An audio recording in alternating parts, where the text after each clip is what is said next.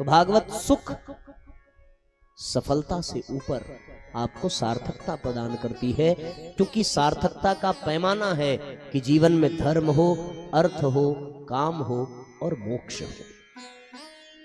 ये चार पुरुषार्थ चतुष्टय हैं और भागवत शब्द में भी चार अक्षर हैं।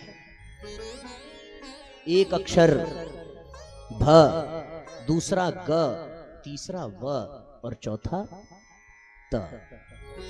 इसमें जो धर्म को सीख देने वाला है वो साथियों वह है। ये चारों अक्षर, इसको आप बिठाने का प्रयास करिए।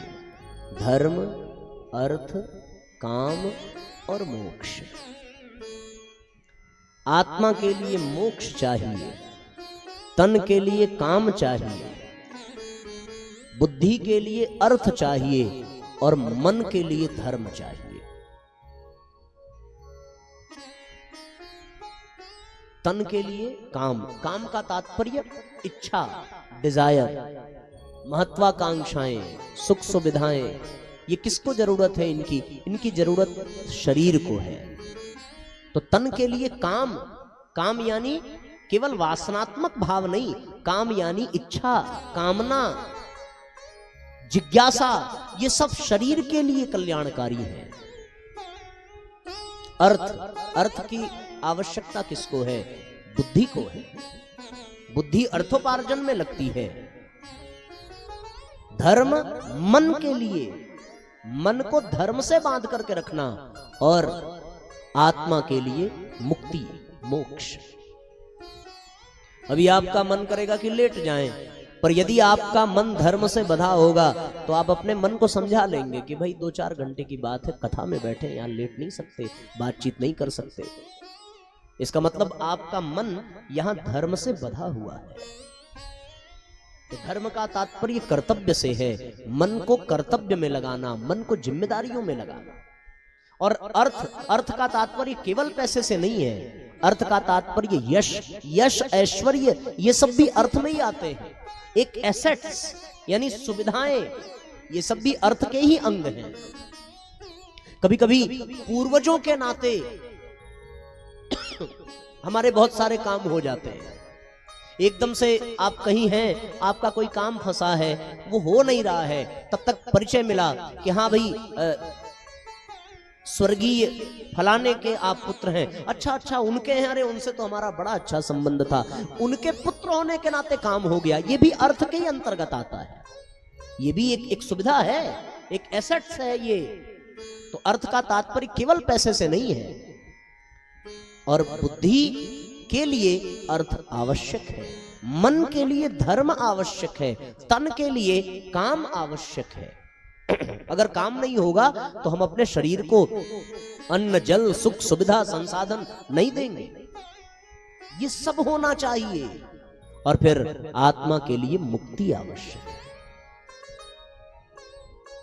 तो मन, बुद्धि, शरीर और आत्मा, इन चारों के लिए 4 आश्रम का भी वर्णन हमारे शास्त्रों में आता है। धर्म के लिए ब्रह्मचर्य आश्रम है। ब्रह्मचर्य आश्रम में धर्म की प्रधानता है तो सब धर्म, अर्थ, काम, मोक्ष, ये सब में आपको मिलेंगे, पर धर्म की प्रधानता ब्रह्मचर्य आश्रम में अधिक है। गृहस्थ आश्रम में काम की प्रधानता है, काम के बाद अर्थ की प्रधानता है। वानप्रस्थ आश्रम में अर्थ की प्रधानता है और संन्यास आश्रम में मोक्ष की प्रधानता है। तो मन के लिए धर्म, बुद्धि के लिए अर्थ, तन के लिए काम और आत्मा के लिए मोक्ष। अब इन चारों के लिए भागवत कैसे प्रेरणा देता है, कल्याणकारी है, ये महत्वपूर्ण है। भागवत के ये 4 अक्षर, पहला भ यानी भक्ति, ये भक्ति ही हमें मुक्ति प्रदान करती है। भागवत में वर्णित है कि मुक्ति भक्ति की दासी है। नारद जी ने भक्ति महारानी को कहा है कि मुक्ति तो तुम्हारी दासी है। जिसके जीवन में भक्ति आ गई उसके जीवन में मुक्ति का आना एकदम निश्चित हो जाता है। आत्मा के लिए मुक्ति चाहिए, तो फिर भागवत आत्म कल्याण के लिए भक्ति प्रदान करता है। भ अक्षर भक्ति का परिचय, ग यानी ज्ञान। ज्ञान बुद्धि के लिए कल्याणकारी है। बिना ज्ञान के आप अर्थोपार्जन नहीं कर सकते। ज्ञान से बुद्धि परिष्कृत होती है और परिष्कृत बुद्धि ही अर्थ का उपार्जन करती है। ज्ञान बुद्धि को परिमार्जित करता है। आप देखो, इसका तो सीधा उदाहरण है। बिना इंटरव्यू के, बिना एंट्रेंस एग्जाम के और बिना रिज्यूम दिए, बिना आपकी योग्यता के, बिना ज्ञान के आपकी कहीं ज्वाइनिंग हो ही नहीं सकती। ज्ञान तो चाहिए अर्थोपार्जन के लिए, तो बुद्धि का परिमार्जन ज्ञान से ही होता है। और फिर धर्म के लिए वैराग्य चाहिए। धर्म यानी कर्तव्य पथ पर टिके रहना, और धर्म कर्तव्य पथ पर टिके रहने के लिए मन में धर्म का अंकुश हो। और भागवत का वह अक्षर वैराग्य का प्रतीक है जो मन को संयमित करता है, वैराग्य। तत्पश्चात एक अंतिम है कि तन के लिए काम, यानी तन तभी कामनाओं को पूर्ण कर पाएगा जब भागवत का अंतिम अक्षर त यानी तप, त यानी त्याग। तो तन के लिए तप ये होना चाहिए।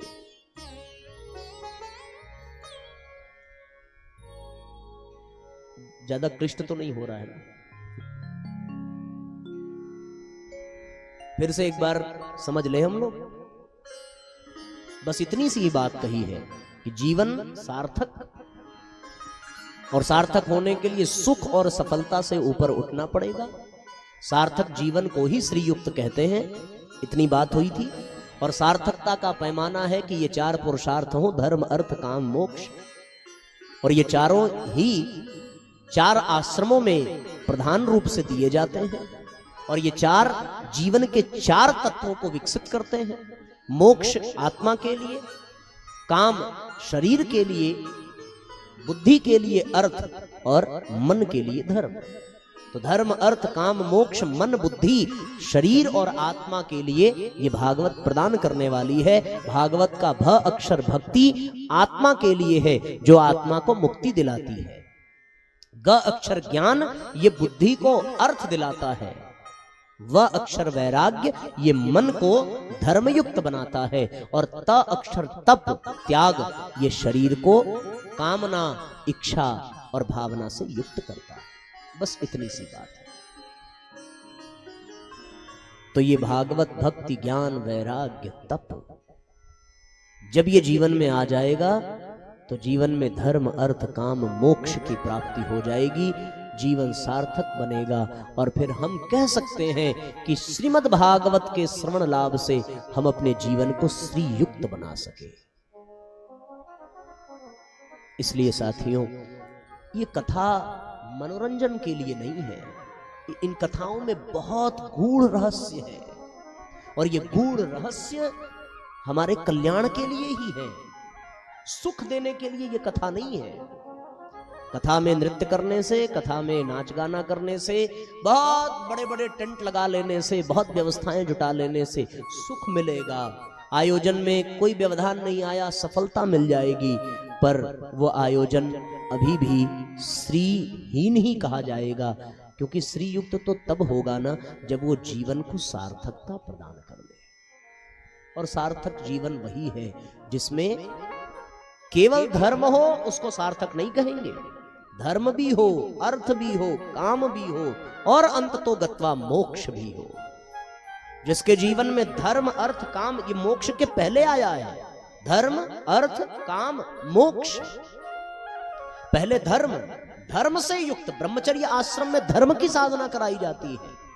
जब वो जीव ब्रह्मचर्य से ऊपर उठ करके गृहस्थ में प्रवेश करता है, तब वो कामना करता है, तब वो काम भोग के माध्यम से प्रजोत्पत्ति करता है। तो वो काम भी धर्मयुक्त होना चाहिए।